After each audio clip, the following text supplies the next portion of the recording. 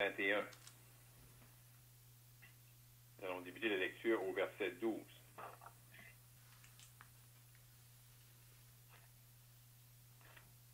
Jésus entra dans le temple de Dieu. Il chassa tous ceux qui vendaient et qui achetaient dans le temple. Il renversa les tables des changeurs et les sièges des vendeurs de pigeons. Et il leur dit, il est écrit, ma maison sera appelée une maison de prière. Mais vous en faites une caverne de voleurs. Des aveugles et des boiteux s'approchèrent de lui dans le temple, et il les guérit. Mais les principaux sacrificateurs et les scribes furent indignés à la vue des choses merveilleuses qu'il avait faites, et des enfants qui criaient dans le temple, Hosanna au fils de David. Ils lui dirent, entends-tu ce qu'ils disent? Oui, leur répondit Jésus. N'avez-vous jamais lu ces paroles? Tu as tiré des louanges de la bouche des enfants et de ceux qui sont à la mamelle. Et, les ayant laissés, il sortit de la ville pour aller à Béthanie, où il passa la nuit. Le matin, en retournant à la ville, il eut faim. Voyant un figuier sur le chemin, il s'en approcha, mais il n'y trouva que des feuilles. Et il lui dit, que jamais fruit ne naisse de toi. Et à l'instant, le figuier sécha.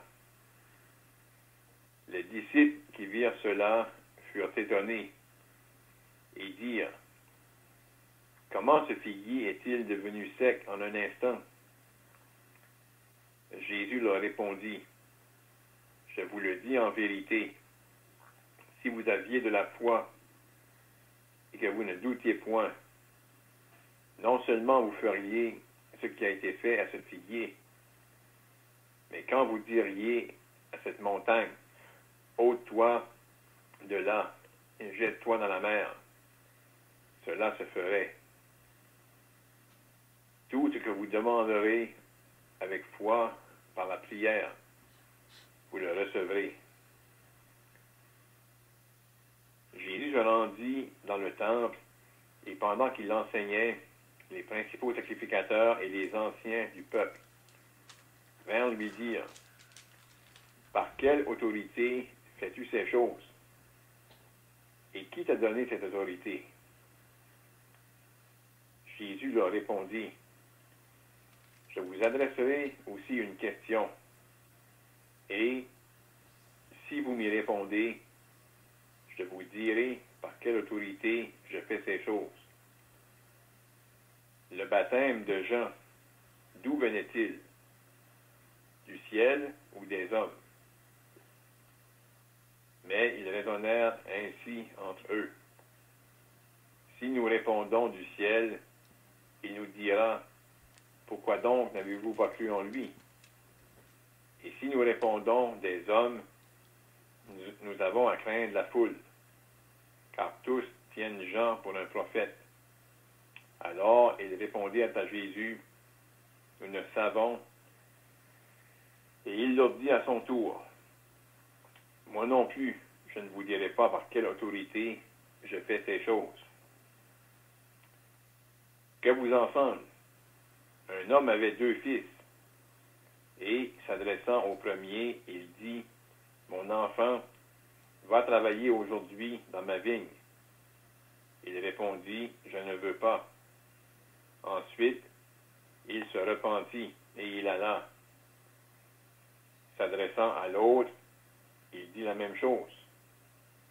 Et ce fils répondit, je veux bien, Seigneur. Et il n'alla pas. Lequel des deux a fait la volonté du Père? Et ils répondirent, le premier. Et Jésus leur dit, je vous le dis en vérité, les publicains et les prostituées vous devanceront dans le royaume de Dieu. Car Jean est venu à vous dans la voie de la justice, et vous n'avez pas cru en lui. Mais les publicains et les prostituées ont cru en lui. Et vous, qui avez vu cela, vous ne vous êtes pas ensuite repentis pour croire en lui. Le Seigneur va bénir la lecture de cette Sainte Écriture. Donc, on avait considéré la semaine dernière comment le Seigneur est entré dans Jérusalem humblement, assis sur un ânon. Pourtant, lui, le roi des rois, est vraiment venu dans l'humilité et entré dans Jérusalem d'une telle manière, accomplissant ce qui avait été écrit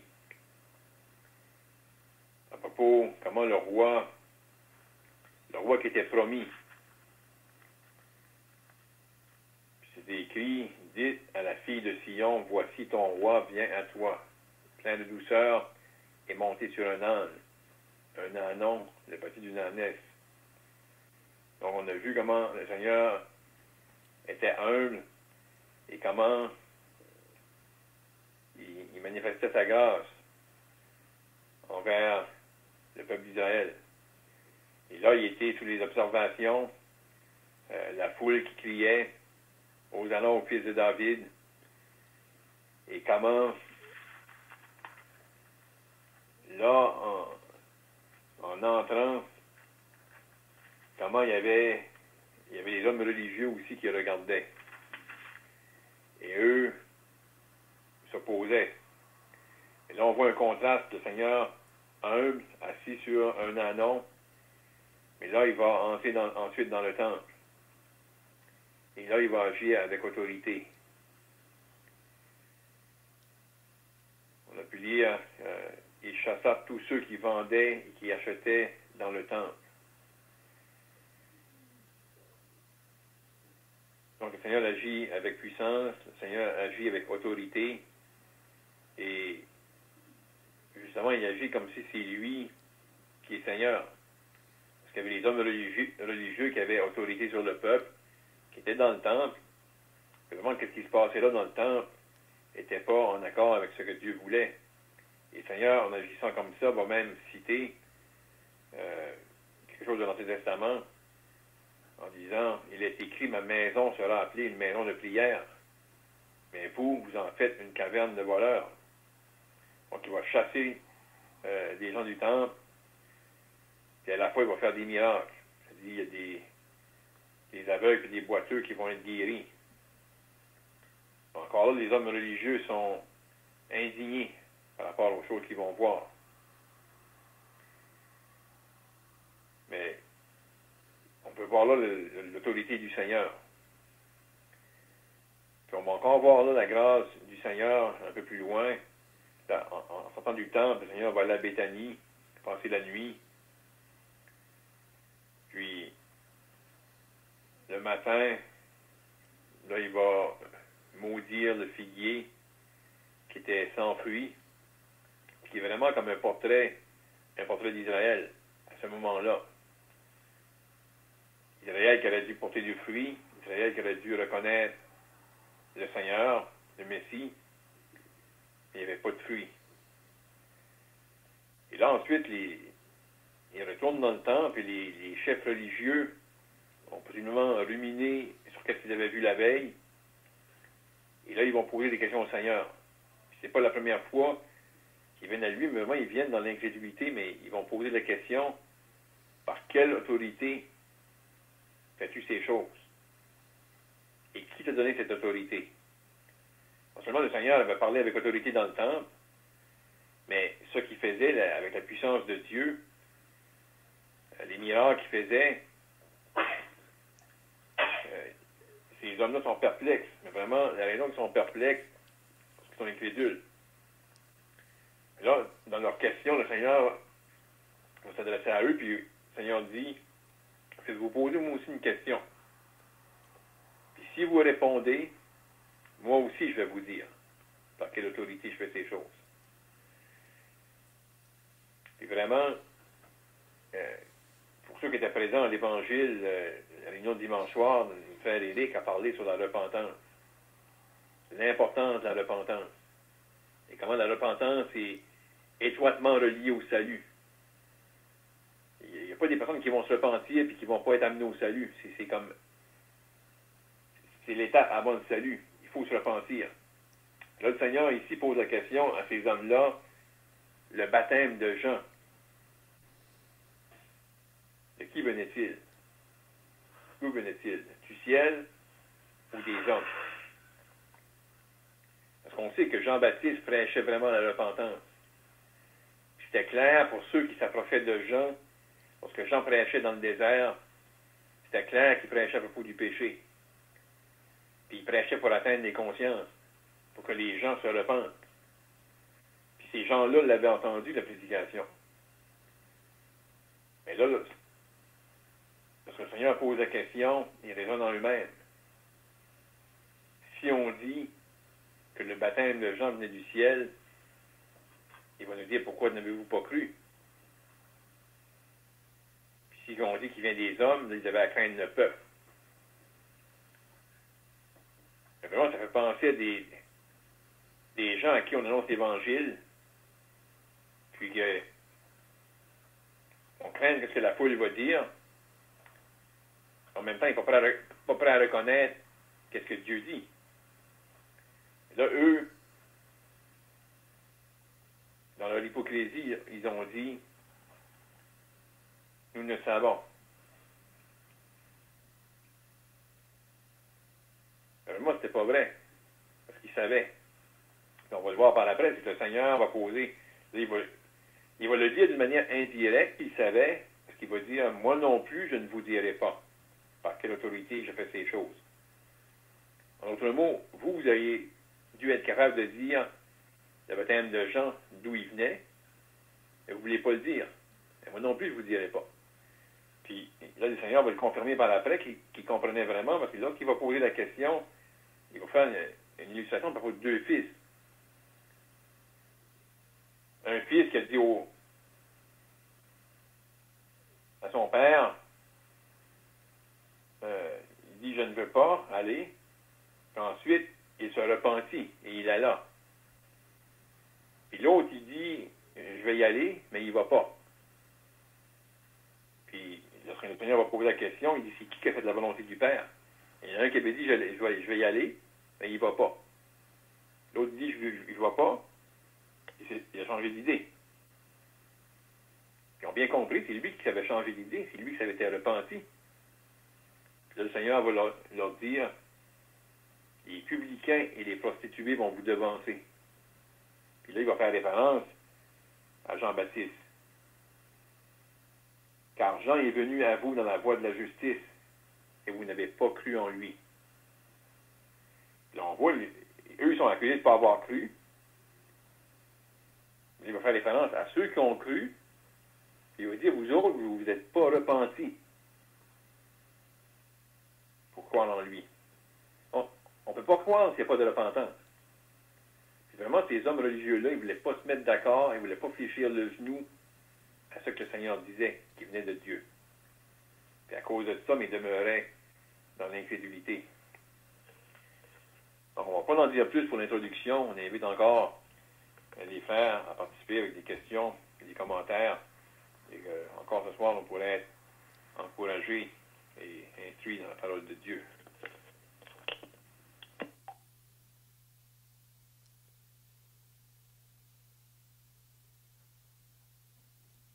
Comme on avait dit la semaine passée, on voit dans un autre évangile, là, dans l'évangile de Luc, que le Seigneur, avant d'entrer dans la ville de Jérusalem, Luc nous dit que quand il descendait la montagne, là, assis sur l'âne, Jésus a pleuré sur cette ville parce que cette ville ne va pas le recevoir. va pas reconnaître celui qui était annoncé depuis longtemps par les prophètes. Puis pourtant, c'était la ville où Dieu avait promis sa présence, même là où le temple a été construit. On sait que dans la parole de Dieu, il y a plusieurs temples qui ont été construits. Ici, ça serait le 4e temple. Mais ce n'est pas vraiment qui a été construit, c'est qui a été renouvelé par Hérode. C'était appelé le temple d'Hérode. Mais là, c'était la place où que Dieu devait être honoré, adoré, reconnu. Mais quand Jésus se présente à ce peuple, à cette nation, comme nation, ils ne l'ont pas reçu, ils l'ont rejeté. Donc c'est pour ça qu'ils pleuraient sur cette ville-là vraiment.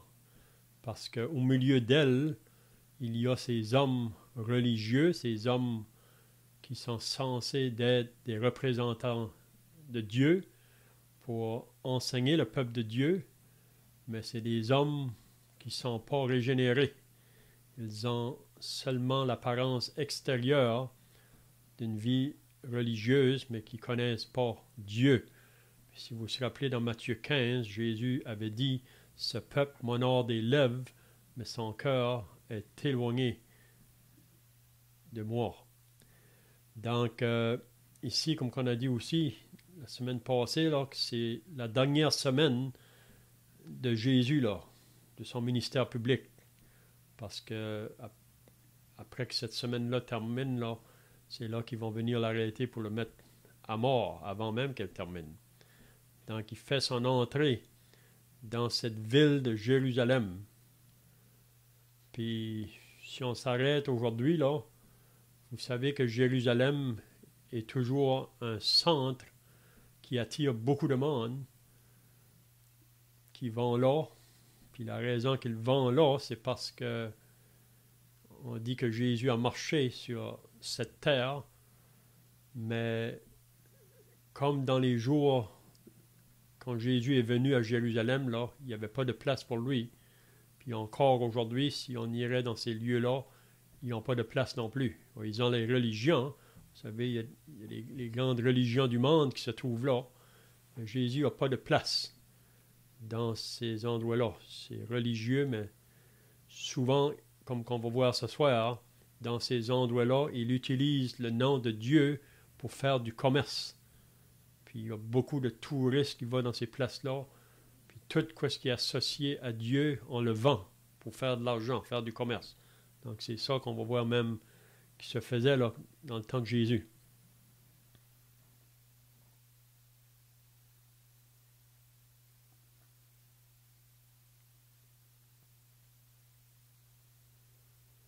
Qu'est-ce qu'il veut dire au verset 10? Lorsqu'il entra dans Jérusalem, toute la ville fut émue. Et l'on disait, qui est celui-ci? Dans quel sens que toute la ville a été émue quand que Jésus a entré dans la ville? Vous avez des pensées là?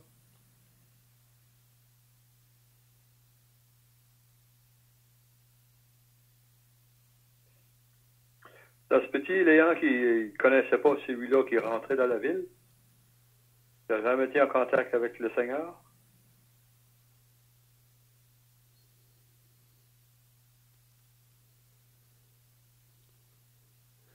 Donc on sait que Jésus, surtout à ce temps ici, là, c'est à la fin de son ministère public. Donc son nom était répandu partout autour de Jérusalem, dans tous les villages alentours. Sa renommée vraiment était répandue partout. C'est une des raisons pourquoi que les chefs religieux étaient contre lui, parce que Jésus attirait beaucoup les gens de ordinaires, si on peut dire. Donc il y a des foules qui venaient pour le suivre, là. Donc les chefs religieux étaient jaloux vraiment du Seigneur Jésus.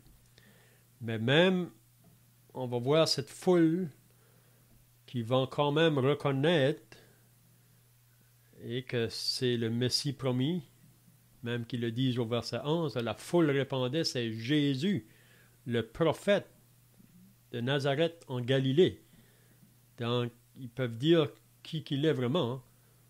Mais cette foule-là, qui vont le reconnaître, c'est pas tous qui vont se tourner vers lui. Parce qu'on le verra plus tard, que la majorité de cette foule-là vont crier quand que Pilate va demander là, qui voulez-vous que je vous relâche, Barabbas ou Jésus? Ils vont crier relâche-nous Barabbas, fais crucifier Jésus.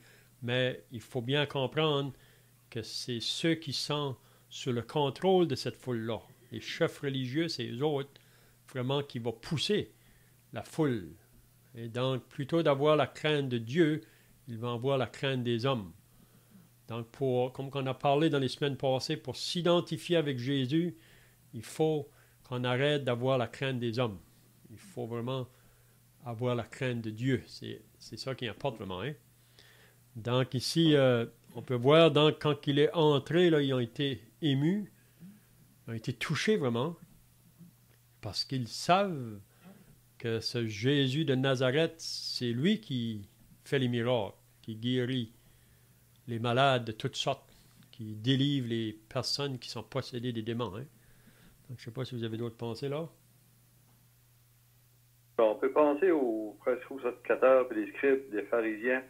Moi, je pense pour moi-même, c'est pas si mon idée à moi, là, c'est pas les idées des autres, que déjà dans leur cœur, ils voulaient le condamner. Parce qu'il y a beaucoup de personnes allaient à lui. Ils le voyaient prophète, on peut dire un puissant prophète, quand il est rentré dans Jérusalem. Mais déjà dans leur cœur, moi je pense qu'ils voulaient le condamner, ils voulaient le faire mourir. Mm-hmm.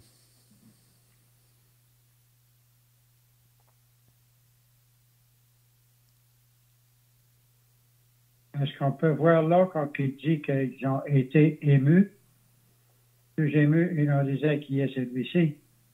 Puis la suite nous demande qu'il avait reconnu que c'était le Seigneur Jésus. Est-ce qu'on peut voir, quand ça nous dit, dans le verset 13, ils ont été émus par ces paroles que le Seigneur avait dit. Et il leur dit, il est écrit, ma maison sera appelée une maison de prière, mais vous en faites une caverne de voleurs. Est-ce qu'on peut voir là que c'est ça qui a ému les hommes de ce temps-là?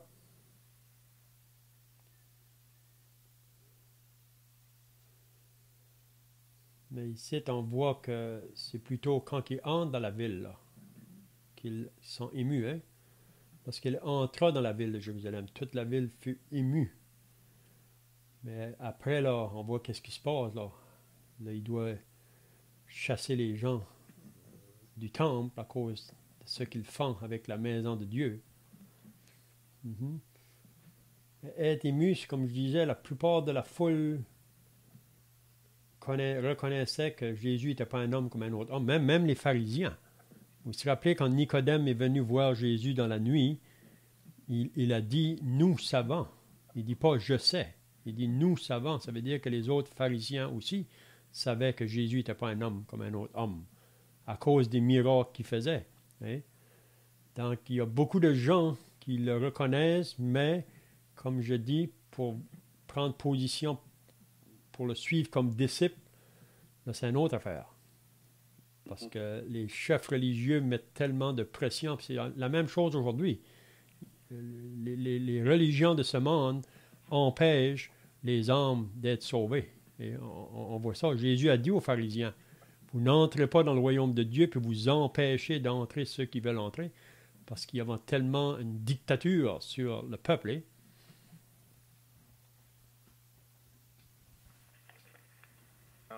Dans l'évangile de Luc, on voit que lorsque ça mentionne concernant le même événement, ici dans Matthieu, ça mentionne ceux qui précédaient et ceux qui suivaient Jésus, criaient Hosanna au fils de David.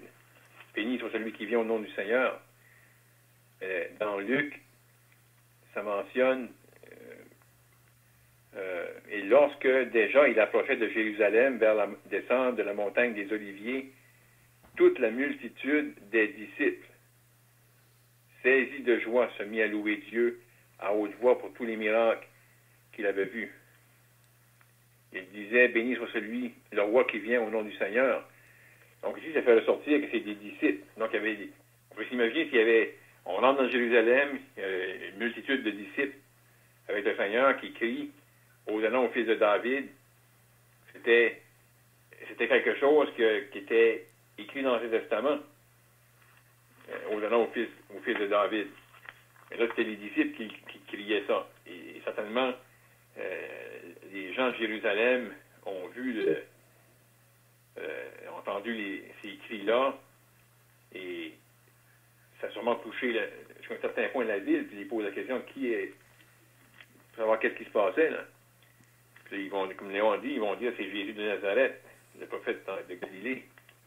Mais plus loin dans l'évangile de Matthieu, le Seigneur, lorsqu'il va justement pleurer, il va se lamenter sur Jérusalem, il va dire qu'il tue les prophètes et qu'il lapide ceux qui te sont envoyés.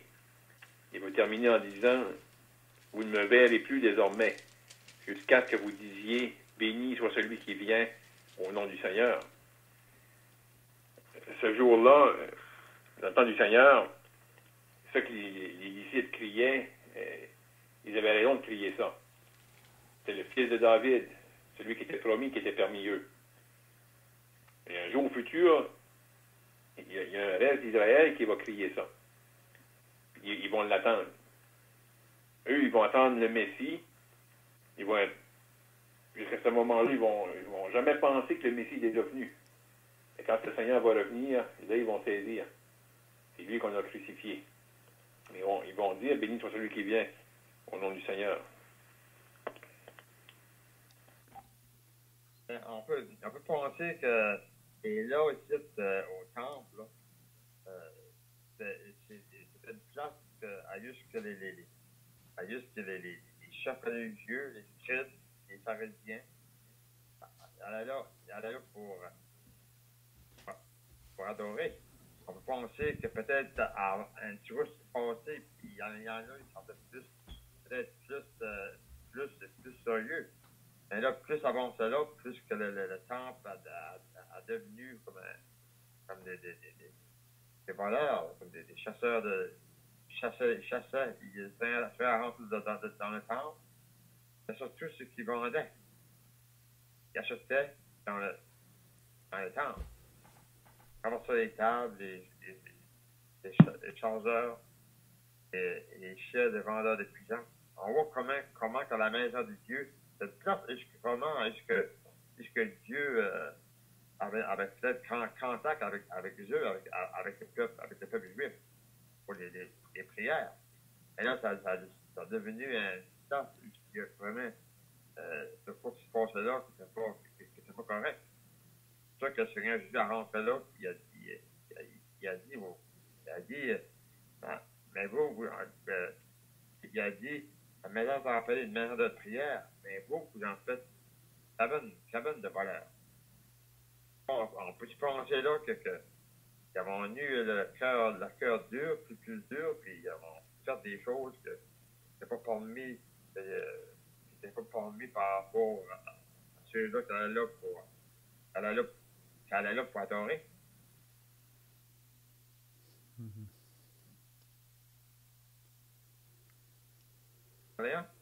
Oui, c'est ça, parce que entre le prophète Malachie, là, le dernier prophète de l'Ancien Testament, juste après c'est l'Évangile de Matthieu, c'est le Nouveau Testament qui rentre en jeu, là, il y a 400 ans qui sont écoulés là, entre le prophète Malachie et l'Évangile de Matthieu. Donc, comme tu viens de dire, si on lit le prophète Malachie, là, le prophète reprend beaucoup le peuple d'Israël à ce moment-là. Là. Vraiment qu'ils faisaient des choses, mais leur vie était vraiment en dérèglement avec Dieu. Et dans toutes ces années-là, c'est un peuple qui continue à aller au temple, à faire les pratiques religieuses, mais ils sont très loin de Dieu. Hein? Donc ici, on voit la preuve, là. Quand que Jésus se présente, c'est là qu'on voit que Dieu est patient, parce que dans toutes ces années-là, on dirait que Dieu n'a pas parlé, là. Il laissait le peuple aller. Mais là, ici, c'est comme si parce qu'il a parlé beaucoup par les prophètes, ils n'ont pas écouté, donc il envoie son fils. Donc là, il vient au milieu des autres, mais qu'est-ce qu'il trouve là? c'est vraiment un trafic, un commerce. Puis comme j'ai dit au début, c'est la même chose aujourd'hui avec toutes les religions qu'on trouve dans le monde. Aujourd'hui, même la semaine passée, j'ai visité un endroit, là, on vend tout. Oui? La religion, vraiment, on est là pour vendre toutes sortes de choses. C'est dans le but d'un commerce. Mais ça, ici, on voit que c'était la même chose, mais le Seigneur ne pouvait pas supporter ça vraiment quand il est rentré dans le temple. C'est pour ça qu'il ne l'a mis en pas vraiment parce qu'il agissait, parce qu'il n'y a personne qui voulait opposer ces chefs religieux-là. Mais lui, quand il est arrivé, le Seigneur, il ne s'est pas laissé intimider, là, même face à leur opposition. Il lui disait très direct, c'est pas parce qu'il les aimait pas, s'il voulait les réveiller vraiment à leurs conditions.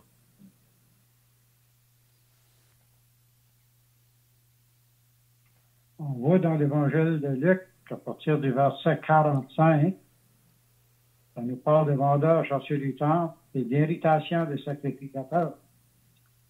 En Jésus leur disant, il est écrit, ma maison sera une maison de prière, mais vous en faites une caverne de voleurs.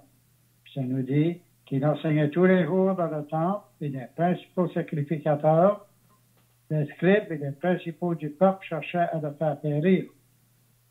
Mais ils ne savaient comment s'y prendre, car tout le peuple écoutait avec admiration. On peut voir là que la parole du Seigneur condamnait les principaux sacrificateurs, puis quand ils entendaient la parole de Dieu, ça les condamnait, et ils se tournaient contre lui. Ça peut penser à un reflet aujourd'hui des personnes qui entendent l'Évangile, ils savent que la parole du Seigneur est vraie, mais ils veulent la contourner. Ça les irrite intérieurement, parce qu'ils ne veulent pas prendre la position d'un pécheur devant Dieu. Je ne sais pas. Qu'est-ce que vous pensez? C'est exactement, c'est comme Claude disait au début, que ces hommes-là refusent de se repentir, même face à des évidences là, qui est très claires, mais ils refusent carrément de se repentir. Il y a moins de repentance, comme notre frère a dit, il n'y a pas de salut pour personne. Hein?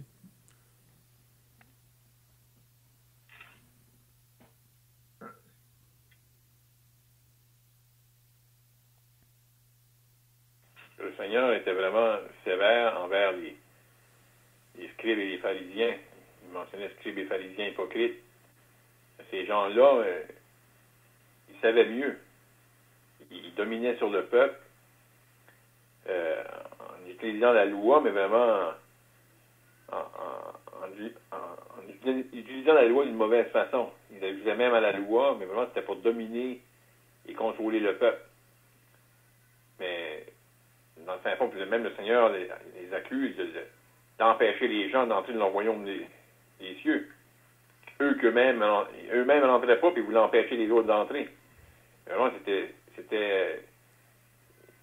ils étaient dans les ténèbres, mais ils voulaient volontairement rester dans les ténèbres. Parce que le Seigneur a fait briller la lumière, il a prêché clairement, il a été extrêmement patient envers eux. Puis, toute occasion qui se présentait, le Seigneur leur parlait. Mais il y avait, comme c'était soulevé, il y avait une grande opposition. Puis, eux qui se voyaient dévoilés, pour eux se repentir, mais encore plus cherchaient à faire mourir le Seigneur.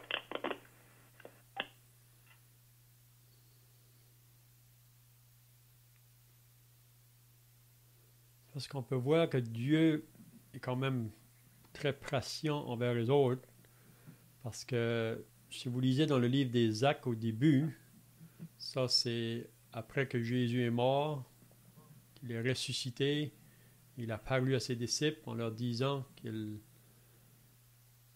allait recevoir une puissance avant qu'il parte au ciel, le Saint-Esprit. Donc le jour de la Pentecôte est arrivé, ça c'est 50 jours après le début de la Pâque, là. Le jour de la Pentecôte est arrivé, puis c'est vraiment là que le Saint-Esprit est venu sur eux autres. C'est là vraiment que l'Église a commencé, là, dans les Actes au chapitre 2. Puis si vous remarquez, Pierre va se lever, puis il va s'adresser directement encore au peuple d'Israël, parce que tous ceux qui se trouvent là ce jour-là, c'est tous des gens du peuple juif, vraiment. Puis ils viennent de partout, les différents pays là, qui arrivent là pour la fête. Oui. Mais Pierre va être très direct aussi dans son message, vraiment saisi par le Saint-Esprit, là. Puis il va leur dire, ce Jésus de Nazareth qui a marché parmi vous autres en faisant des miracles, mais il dit, vous l'avez crucifié, vous l'avez fait mourir par la main des impies. Mais si vous remarquez, à la fin de son message, il y a plusieurs personnes qui vont se convertir, puis c'est tous des Juifs pour moi qui vont se convertir là, qui étaient là à ce moment-là. Puis c'est quand même une minorité, là, parce qu'il y avait une multitude de personnes là. Mais ça nous dit là qu'il y a 3000 qui se sont repentis ce jour-là, qui ont été baptisés. Et l'Église a commencé ce jour-là, il y a eu une grosse moisson qui s'est faite, puis c'est parmi les Juifs, hein. Même, ça nous dit à une autre place où il y a même des sacrificateurs, là, même des pharisiens qui se sont convertis. C'est pas que Dieu ne veut pas sauver ces gens-là, mais il faut vraiment là, qu'ils s'aillent réveiller vraiment à leur état, parce qu'ils sont aveugles en pensant qu'ils voient, mais ils sont vraiment aveugles. Puis c'est tout de même qu'on était avant le salut, mais on dirait pour ceux qui sont dans des vies religieuses, parfois c'est plus difficile pour ces gens-là. C'est plus difficile.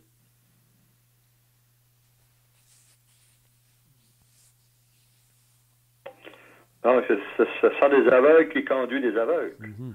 Puis ils vont entendre toutes les deux dans la fosse.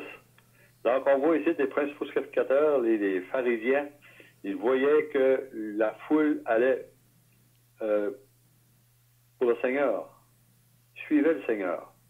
Ces personnes-là qui étaient habituées que les foules allaient à eux autres, ils voyaient que cette foule-là se détournait d'eux autres pour aller après le Seigneur.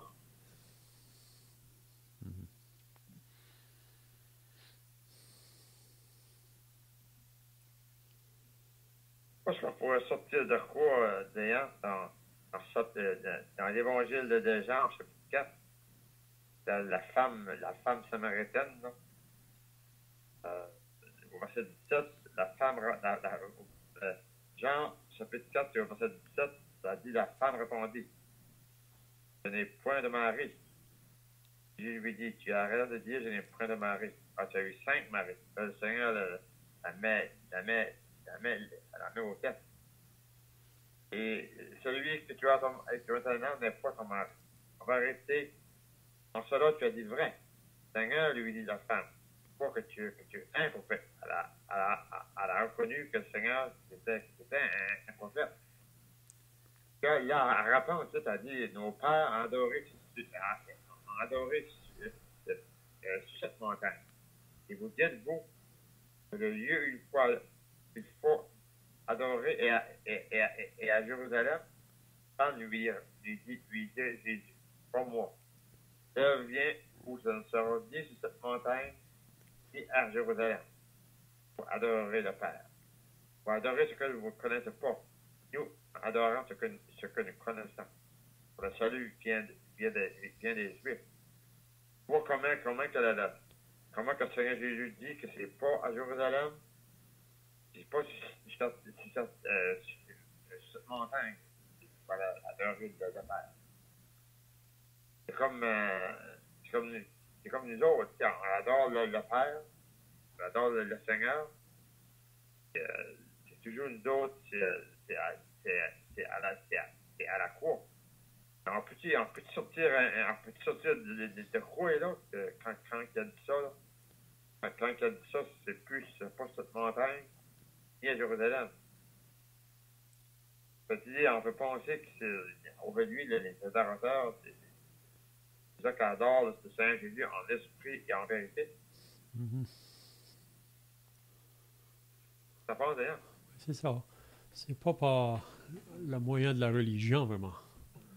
Et il faut qu'il y ait, comme j'ai parlé avec le monsieur après-midi, à moins d'être né de nouveau, l'homme est dans les ténèbres, même l'homme le plus religieux. Et il ne peut pas adorer parce qu'il ne connaît pas Dieu. C'est à moins qu'un homme soit né de nouveau. Donc, pour ceux qui peuvent vraiment adorer aujourd'hui, c'est ceux qui sont nés de Dieu, qui sont vrais. Hein? Mais ce n'est pas au travers du système religieux.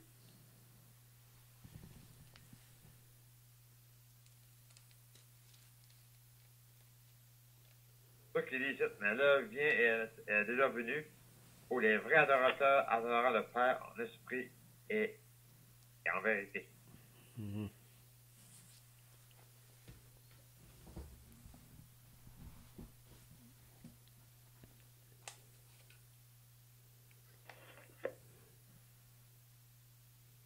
Donc, ça dit au verset 14, là.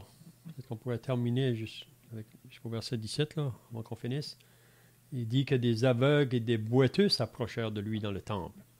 Parce que vous savez, pour les chefs religieux, là, les aveugles et les boiteux n'avaient pas trop de place dans le temple. Il fallait qu'ils restent en dehors.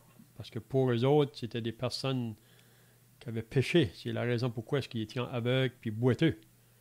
Vous savez, là où était la piscine de Bethesda, là, parce qu'il y avait beaucoup de malades autour de la piscine, on dit que cette place-là, les chefs religieux n'allaient pas là. Hein? Quand Jésus est venu, il est allé vers les autres. Donc ici, on voit les aveugles, les boiteux qui s'approchent de lui dans le temple, puis ça nous dit qu'il les a guéris. Encore là, c'était assez pour parler aux chefs religieux. Là. Même, on peut voir que ils ont reconnu, là, au verset 15, mais les principaux sacrificateurs et les scribes furent indignés parce qu'ils ont encore fait ces guérisons-là, là, à la vue des choses merveilleuses qu'il avait faites. Donc, ils sont indignés, mais quand même, ils reconnaissent que c'est quelque chose c'est un bienfait, vraiment. Mais à cause de leur incrédulité, ils vont rester quand même le cœur fermé. Et des enfants qui criaient dans le temple, Hosanna au fils de David. Ils lui dirent, entends-tu ce qu'ils disent? Oui, leur répondit Jésus. Puis là, il va citer une parole qui avait été dite déjà par les prophètes.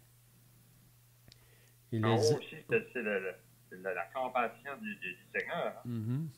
Les scribes et les pharisiens, il n'y avait aucune compassion pour eux, les aveugles, les poisseux qui étaient là pour autant. Mm-hmm. Le Seigneur, il y avait une compassion pour eux. Pas comme les scribes et les pharisiens qui en faire un trafic là autant.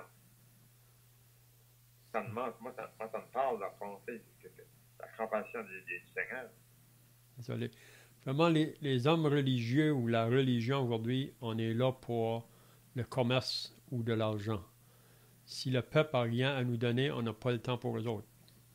Et on a l'exemple avec l'homme qui était tombé sur le long du chemin, là, qui descendait de Jérusalem à Jéricho. Il avait été attaqué par les brigands, ils l'avaient presque tué. Ils l'avaient volé. Et vous vous rappelez qu'il y a un prêtre qui est venu par là, il a passé à côté. Pourquoi? Parce que l'homme n'avait rien à lui donner. Le Lévite vient, il passe à côté. Ça représente vraiment les religions de ce monde. Hein? Mais le bon samaritain qui représente le Seigneur Jésus. Jésus est venu chercher et sauver ce qui est perdu. Jésus vraiment est venu pour le bienfait du peuple, pas pour être un dictateur comme ces chefs religieux-là. Donc au verset 17, là, on pourra terminer là, si les frères ont d'autres choses à dire, il dit, « Et les ayant laissés, il sortit de la ville. » Donc, il va sortir de là, parce qu'il n'y a pas de place pour lui là, dans la ville. C'est un peu comme quand on lit au début, là, avec Joseph et Marie, qu'il n'y avait pas de place pour lui dans l'hôtellerie. Il était obligé d'aller dans une étable. Mais ici, la même chose. Il n'y a pas de place pour lui dans la ville où ce qui aurait dû être reconnu comme le Messie, le Dieu qui est venu du ciel. Il est l'ayant laissé, il sortit de la ville pour aller à Béthanie, où il passa la nuit. Ça ne nous dit pas ici où il est allé à Béthanie, mais j'aime à penser peut-être qu'il est allé vers la maison de Lazare et Marthe et Marie, parce que c'était une maison là à Béthanie, ce qui était bien reçu. Ça ne dit pas qu'il a été là, mais c'est peut-être possible. Mais là, on va voir que le lendemain, il va venir. Puis on pourrait voir peut-être la semaine prochaine plus en détail ces choses-là. Là. Donc, je ne sais pas si les frères ont d'autres pensées pour terminer, là. On voit que le Seigneur cite un verset. Et marqué là, tu as tiré des louanges de la bouche de tes enfants et de celles qui sont à la mamelle. C'est un verset dans l'Ancien Testament, là, dans les psaumes 8 et 23. Hein? C'est ça. Il connaissait le Seigneur, il connaissait toutes choses de la parole. C'était de la parole. Il pouvait citer des versets n'importe où.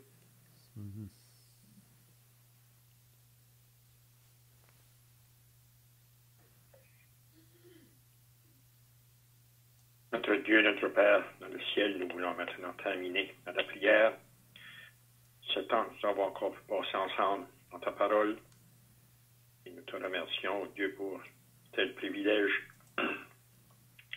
que nous avons, sachant qu'il y a des places dans le monde qui ne sont pas capables de se réunir de la sorte. Et nous voulons dire amen à toutes ces requêtes qui sont montées vers ton trône ce soir. Et que tu puisses, oh Dieu, te rappeler de nos frères, de nos sœurs, dans le Seigneur, qui passent par des temps difficiles aussi, dans la maladie. Même ceux qui sont dans le deuil. On prie pour nos familles, que tu puisses te révéler à eux, les réveiller à leurs grands besoins. Prier pour Ronald, Lise, nos enfants. Loin de nous, toujours, sans sauveur, que tu puisses, oh Dieu, les atteindre, là où ils sont. Nous voulons donc nous remettre à toi, et te prions, ta bénédiction sur nous, ta protection sur nous, au nom et pour la gloire du Seigneur Jésus. Amen.